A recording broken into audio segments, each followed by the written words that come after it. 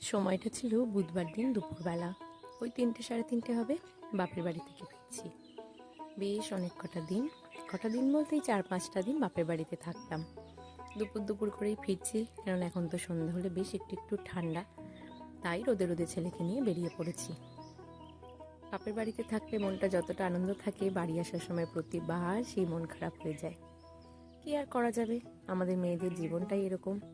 বাবার বাড়ি শ্বশুর বাড়ি দুটো দিক সামলে চলতে হয়। আর সেই সময় স্কুলটাও ছুটি হয়েছে। এটা একটা মেয়েদের স্কুল, সেই জন্য রাস্তাটা বেশ ভিড় ছিল। আমরা তিনজনে বেশ গল্প করতে আসছি। মাঝখানে ছেলে আবার একটু ঘুমিয়েও নিল। যেহেতু দুপুরবেলা ভাত ঘুমটা মিস হয়েছে, তার গাড়িতেই খানিক ঘুমিয়ে নিল। আর আমাদের এখানে না এই রাস্তাটা দিয়ে আসতে বেশি ভালো লাগে। মাঠের মাঝখান দিয়ে রাস্তা, মাঝে মাঝে বেশ বাড়ি। আর এবছর তো আম গাছগুলোতে বৌলে ভরা। বিশেষ করে এইখানটা আমার খুব ভালো লাগে। দুপাশে মাঠ, দূরে ওই নারকোল বাগানটা।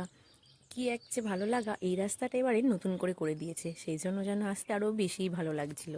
না হলে আগে একটু ভাঙাচোরা ছিল। তবে সন্ধে হলে কিন্তু এখানে বেশ শেয়াল দেখা যায়। সন্ধ্যের সময় হলেই মাঠ থেকে যত শেয়াল এই রাস্তা দিয়ে ঘোরাফেরা করে।